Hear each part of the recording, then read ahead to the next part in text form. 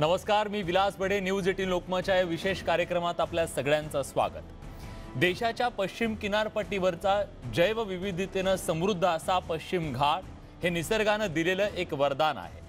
पर्यावरणाच्या दृष्टीने याचं स्थान इतकं महत्त्वाचं आहे की पश्चिम घाटातील 39 स्थळांना युनेस्कोने जागतिक नैसर्गिक वारसा म्हणून सुद्धा घोषित केलं. इथली माती, इथली वनस्पती, हवामान, जलस्रोत, मानवी संस्कृती हे सगळं शाश्वत विकासाला अनुकूल आहे. पण या पश्चिम घाटावर सध्या एक मोठं संकट घुंगावत आहे. संकट नव्या उद्योजकांचं आहे, नव्या उद्योगांचं आहे. केंद्र सरकारने पर्यावरण मूल्यांकन मसुदा तयार केला. या मसुद्यात मायनिंग, कोळसा खाणी, वायू, तेल अशा पर्यावरणाला धोका पोहोचवणाऱ्या अनेक उद्योगांना वगळलं गेलं. त्यामुळे पर्यावरणावर वरवंटा फिरवला जाणार अशी भीती व्यक्त केली जाते. त्यामुळे राज्यातल्या ठाकरे सरकारने केंद्राला आव्हान दिले.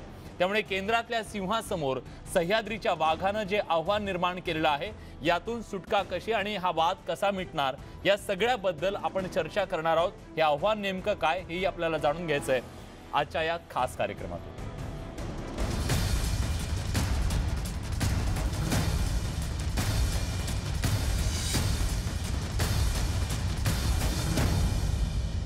या सगळ्या संदर्भात चर्चा करण्यासाठी आता आपल्या सोबत शिवसेनेच्या नेत्या डॉक्टर नीलमताई गोरे आपल्या सोबत जोडल्या गेलेल्या आहेत. ताई, स्वागत आहे तुमचं न्यूज 18 लोकमतच्या या कार्यक्रमात. भाजपचे नेते प्रमोद जठार आणि अमरावती इथून सदस्य, राज्य वन्यजीव मंडळाचे सदस्य किशोर रिठे, पर्यावरण तज्ज्ञ हे सुद्धा आपल्या सोबत जोडले गेलेले आहेत. तिघांचंही स्वागत या चर्चेमध्ये. सुरुवातीला मी नीलमताईंकडे जातोय.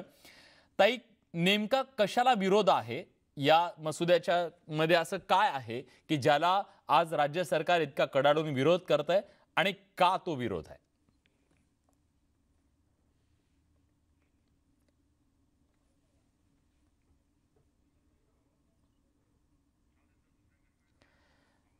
ताई, माफ करा, काहीतरी तांत्रिक कारणामुळे तुमचा आवाज आमच्यापर्यंत पोहोचत नाहीये.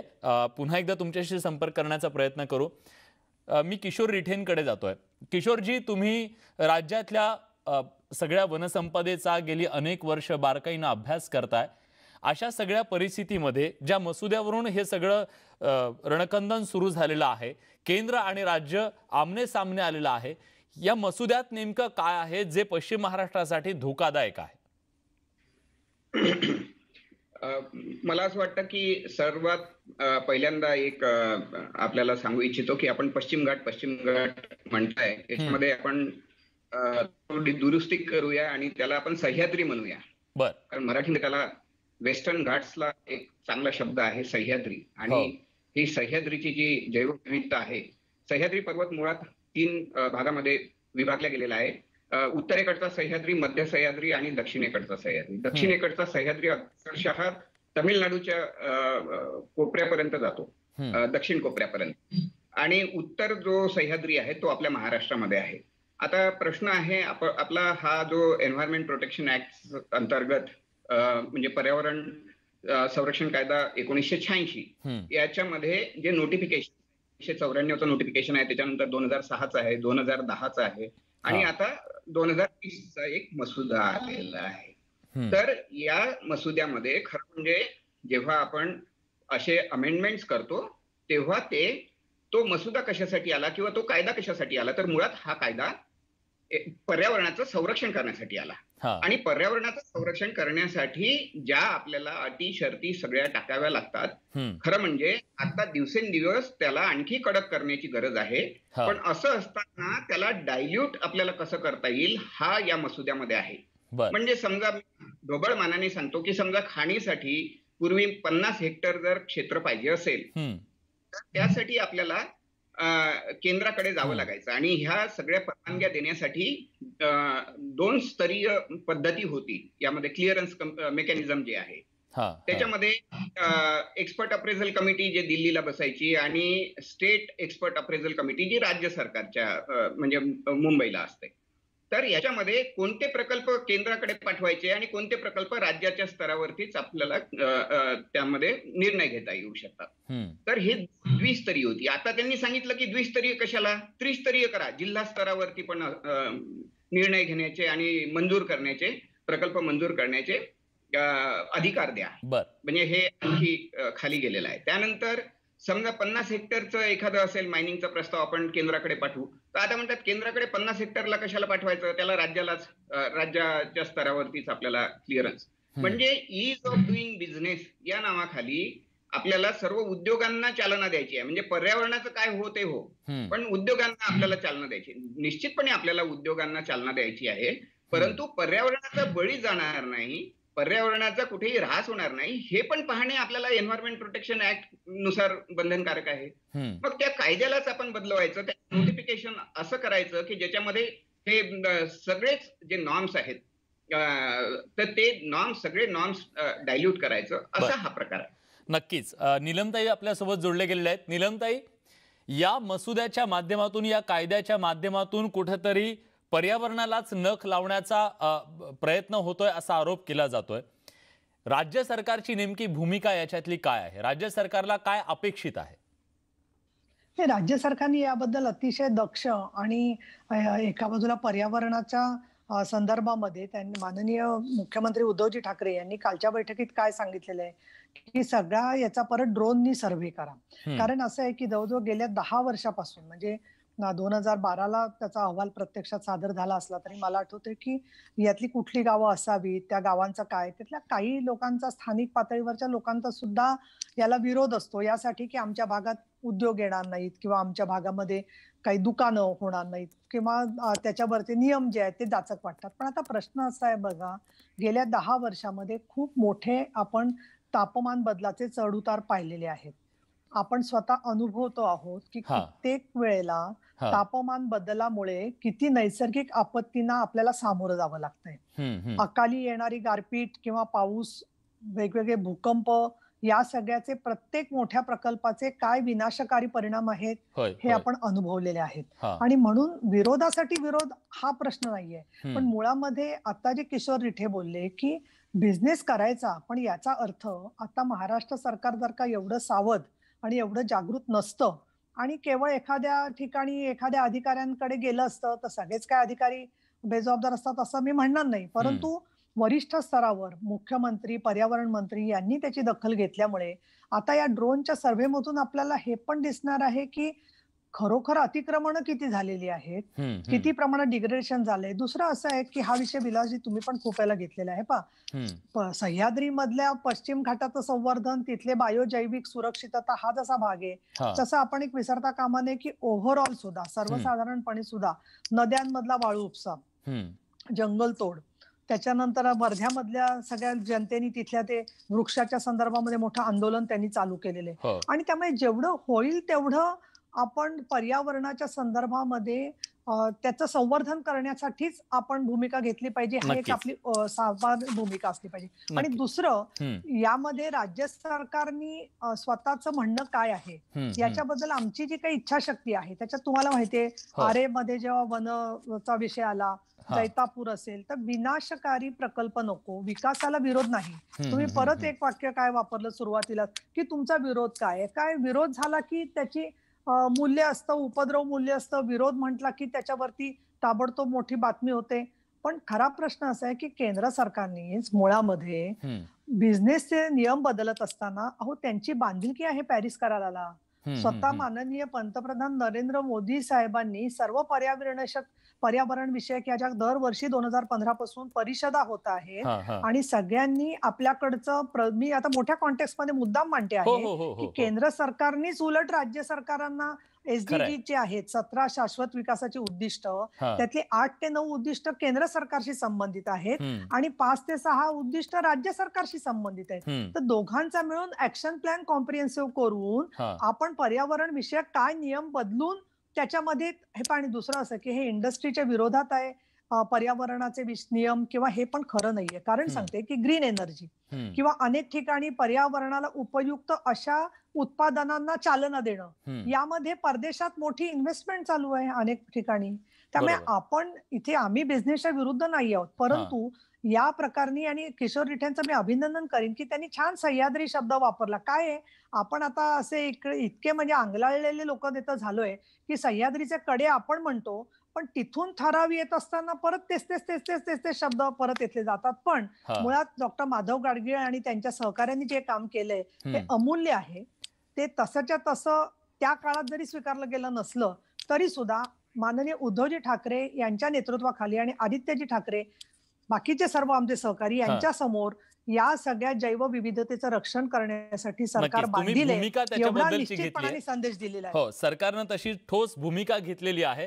आणि रिठे सरांनी असेल किंवा ताई तुम्ही जो शब्द वापरला सह्याद्री, कार्यक्रमाचं नाव सुद्धा तसंच ठेवलंय, सह्याद्रीचं आव्हान आहे आणि हे सह्याद्रीनं दिलेलं सुद्धा आव्हान आहे, त्याबद्दल चर्चा करतोय. पण ब्रेक पूर्वी मला एक सांगायचं की ब्रेक नंतर आपण जाणार आहोत भाजपकडे.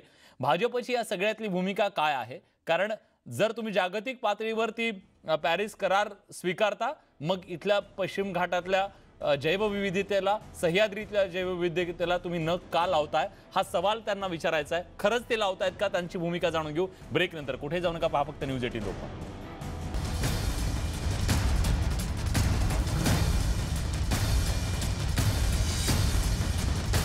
पुन्हा एकदा स्वागत. आपण चर्चा करतोय सह्याद्रीच्या आव्हानाच्या संदर्भात आणि आता आपल्या सोबत भाजपचे नेते प्रमोद जठार सुद्धा जोडले गेलेले आहेत. आपण त्यांच्याकडे जाऊया. प्रमोदजी, तुम्ही कोकणातले नेते आहात. निसर्ग काय असतो, त्याचं महत्त्व काय, हे आम्ही तुम्हाला सांगायची गरज नाही. पण जर याच कोकणातल्या या सह्याद्रीच्या निसर्ग सौंदर्याला जर या नव्या कायद्यानं नख लागत असेल तर तुम्हाला ते मान्य आहे का? नमस्कार, आवाज येतो का माझा? हो, अगदी, या बोला. हो ना, हो ना. मी पहिला तुमचा कोण बोललं ते मी ऐकलं नाही. थोडं मला डॉक्टर नीलमताई गोरे बोलल्या आणि किशोर रिठेजी बोलले. अच्छा अच्छा अच्छा. पश्चिम घाट संवर्धन हाच विषय बरोबर? हो हो हो. हा, मी थोडं सिंधुदुर्गा संबंधी बोलतो आणि पश्चिम घाटा संबंधी बोलतो. बर. पश्चिम घाट बघा, पश्चिम घाट संवर्धनामध्ये सिंधुदुर्गातले प्रामुख्याने 5 तालुके येतात. या 5 तालुक्यामधल्या साधारण 4000 स्क्वेअर किलोमीटर पैकी 2000 स्क्वेअर किलोमीटर जागा ही पश्चिम घाटाच्या अंतर्गत येते. बरोबर आहे. याला कोणतेही निकष लावले गेले आहेत असं काही वाटत नाही. कारण तुम्ही जर कोकणात बघितलेत आणि प्रामुख्याने सिंधुदुर्गात बघितलं तर सिंधुदुर्गामध्ये पश्चिम घाट संवर्धन तर हे काही वर्षापूर्वी सुरू झालं. पण मला सांगायला तुम्हाला आवडेल की सिंधुदुर्ग किंवा कोकणामध्ये ऑलरेडी अनेक प्रकारचे रिझर्वेशन, ज्याला महसुली रिझर्वेशन म्हणतो आपण, त्या अनेक प्रकार. तुम्हाला मुद्दा वाचून दाखवतो. सिंधुदुर्गात कबुलातदार गावकार म्हणून काही जमिनी त्या ठिकाणी सावंतवाडी संस्थांच्या होत्या, त्या रिझर्व्ह त्या ठिकाणी राहिल्यात. सिंधुदुर्गामध्ये पश्चिम महाराष्ट्रात देवस्थान इनाम जमिनी आहेत, त्या जवळजवळ 15 ते 20 गावं जी आहेत की त्या देवस्थानाच्या खाली येतात. त्याला कुठल्याही प्रकारचा हात त्या ठिकाणचा शेतकरी लावू शकत नाही. सिंधुदुर्गामध्ये वन संज्ञामध्ये 40,000 हेक्टर पेक्षा जागा ऑलरेडी रिझर्व्ह आहे. ही खरं म्हणजे 2 ते 2,500 हेक्टर हवी, परंतु ती त्या काळात चुकीने 40,000 हेक्टर गेली. महाराष्ट्र सरकारने केंद्राला सुचवलेलं पण आहे थोडी कमी करा म्हणून. आकारी पड नावाचे आमच्याकडे आणखीन एक रिझर्वेशन त्या ठिकाणी लावलंय. समुद्राकडच्या बाजूला गेला तर तुमच्याकडे CRZ आहे, मॅनग्रोव्हच्या माध्यमातून. जवळजवळ तुम्ही बघितलं तर असे एक 7-8 प्रकारचे महसुली रिझर्वेशन ज्याला म्हणतो, अशा प्रकारचं या सिंधुदुर्ग कोकण पट्टीच्या रिझर्वेशन आहे. म्हणून आमचं या पश्चिम घाटाला कोकणी माणसाचा कुठलाही विरोध नाही, परंतु त्यांचं म्हणणं असं आहे की ज्या गावामधल्या ग्रामपंचायतीने अशा प्रकारचे ठराव केलेत की आम्हाला पश्चिम घाट हा एका सह्याद्रीच्या हिल्स मध्ये आहेत, आम्ही देवगडच्या भागातले आहोत, आम्ही त्या कणकवलीच्या पलीकडच्या भागातले आहोत, आम्ही कुडाळ मधले आहोत, की ज्याचा आमच्याकडे तसा पश्चिम घाटाचा संपर्क येत नाही. आणि सामान्यतः पश्चिम घाट हा 600 मीटर उंचीपेक्षा जास्त गावं ही सह्याद्री हिल्स मध्ये आहेत. त्यांच्या जे बायोडायव्हर्सिटी कन्झर्वेशन आहे त्यांच्यासाठी आवश्यक आहे तो असावा.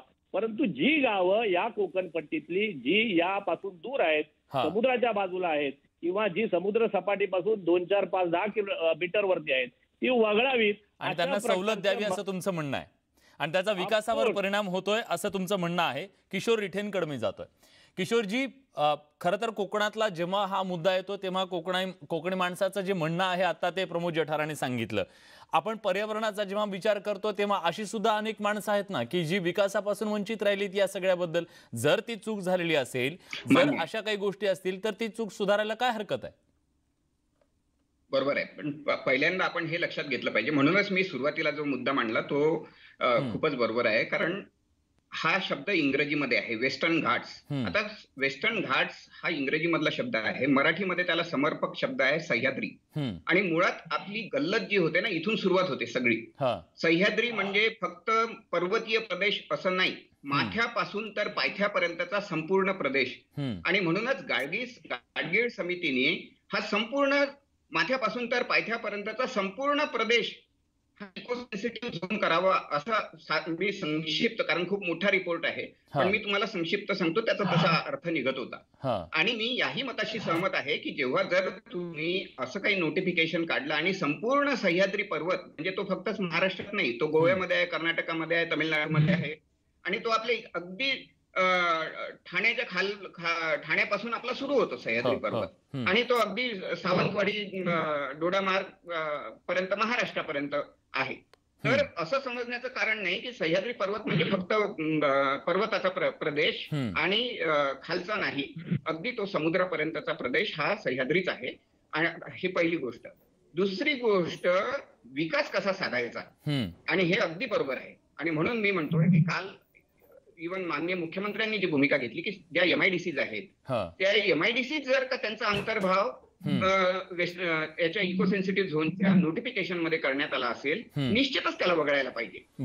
गावांचा जो प्रश्न राहिला हा आपला गैरसमज आहे की एन्व्हायरमेंट प्रोटेक्शन ऍक्ट मध्ये जर आपण नोटिफिकेशन काढलं इको सेन्सिटिव्ह झोनचं, म्हणजे पर्यावरणीय संवेदनशील पर्यावरणीय क्षेत्राचं, तर आमचा विकासच होत नाही.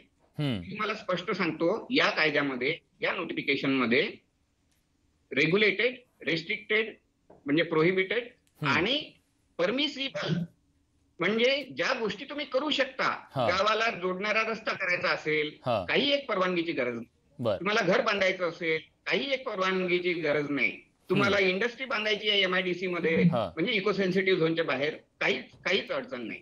म्हणजे हा एक अपप्रचार करण्यात येतो की जर का तुमचं नोटिफिकेशन निघालं तर सगळंच बंद. ठीक आहे किशोरजी, माझा वेळ संपलाय, माफ करा, तुम्ही खूप महत्वाची माहिती देताय, पण मला प्रमोदजींकडून याचं उत्तर पाहिजे.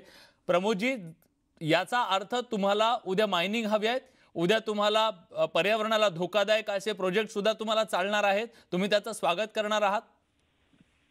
अहो, माझं म्हणणं आहे की याच्यामध्ये थोडंसं सरांचं मी ऐकलं तर आमचं म्हणणं असं आहे की कोकणात तुम्ही प्रत्यक्ष, मी कासारड्यात बसलोय सर, कासारड माझं गाव आहे, माझ्या गावामध्ये 3 महसूल त्याचे छोटे गाव आहेत या मोठ्या कासारड्यात, त्याच्यामधले 2 महसूल गाव आपल्या वेस्टर्न घाट मध्ये आहे आणि उरलेलं गाव इको सेन्सिटीच्या बाहेर आहे. माझ्या इथून पुढे समुद्र सपाटीकडे जाणारे पुढचे जे गाव आहेत ते 8-10 त्या ठिकाणी अंतर्भूत आहेत, आजूबाजूचे गाव त्याच्यातनं वगळलेले आहेत. माझं सर असं म्हणणं आहे की हे बायोडायव्हर्सिटीचं रिझर्वेशन आहे ना, मग ह्याच्यात काहीतरी निकष असू द्यात ना. ठीक आहे, निकष पाहिजे. मी शेवटची कमेंट घेतो, बाजूचं का वगळलं? मी नीलमताईकडून शेवटची कमेंट घेतो. ताई, वेळ संपलाय, शेवटची कमेंट. मी एकच सांगेन की निकष अधिक संवेदनशील, आणखीन सर्व लोकांची मतं विचारात घेऊन घेतले गेले पाहिजेत, हे महत्वाचं आहे. दुसरं मला एकच वाटतं की 26 सप्टेंबरला या 4थं नोटिफिकेशन जे निघालं होतं त्याची मुदत संपते आहे, तर ते परत त्याचं ज्याला पुनर्मूल्यांकन आणि परत त्याची रचना होईल, तर त्यावेळेला मी असं सांगेन आपल्या IBN लोकमत मार्फत सगळ्या महाराष्ट्रातल्या जनतेला की त्यांनी ह्या नोटिफिकेशन वेबसाईटवरून किंवा डिपार्टमेंट कडून ते आपल्या जिल्हाधिकाऱ्यांकडून मिळवून स्वतः अभ्यास करावा, आणि जे तुम्हाला विकासाच्या विरोधात वाटत आहेत मुद्दे, त्याच्यावर त्या ठिकाणच्या जिल्ह्यातल्या आपलं जे महाराष्ट्र प्रदूषण नियंत्रण महामंडळ आहे किंवा जे नोडल ऑथॉरिटी तुम्हाला जवळचे आहेत किंवा तुमचे लोकप्रतिनिधी असतील त्यांच्या मार्फत सरकारकडे स्वतःचं म्हणणं पोहोचवलं पाहिजे, तर त्यामधून निश्चितपणाने मार्ग निघू शकेल असं मला वाटतं. आणि माननीय उद्धवजी ठाकरे, आदित्यजी ठाकरे आणि महाराष्ट्र सरकार यांचं मी मनापासून अभिनंदन करते की त्यांचं जागृत आहेत, लक्ष आहे. आणि वाघ सिंहाच्या मध्ये, अहो सिंहाला संपवला तर जंगलाचा काय होईल, आणि वाघाला तरी, त्यामुळे वाघ सिंहाचा मुकाबला हा तुम्ही काढून टाका. नाही, वाघ आणि सिंह, माझी शेवटची एवढंच म्हणणं आहे ताई, वाघ आणि सिंहाने मिळून जंगल वाचवलं पाहिजे, वाघ आणि सिंहाने मिळून पण जगली पाहिजे. त्यामुळे लोकाभिमुख पर्यावरण आपल्याला विचार करावा लागेल असं मला वाटतं. नक्कीच. आज या चर्चेच्या माध्यमातून प्रमोद सर, वेळ माझा संपलेला आहे म्हणून मी थांबतोय. नक्कीच आज जे वरदान आपल्याला मिळालेलं आहे सह्याद्रीच्या निमित्ताने, हे वरदान आपण जपलं पाहिजे, हे आपल्या सगळ्यांसाठी खूप महत्त्वाचं आहे. आणि यात वाघ आणि सिंह यांनी एकमेकांमध्ये लढून जंगल संपवण्यापेक्षा दोघांनी मिळून जंगल जगवलं पाहिजे, दोघांच्याही हिताचं आणि सगळ्यांच्याच हिताचं ते असेल यात शंका नाही। आजच्या चर्चेसाठी मान्यवरांनी वेळ दिला त्याबद्दल सगळ्यांचे आभार। या विशेष चर्चेत इथंच थांबतोय। धन्यवाद।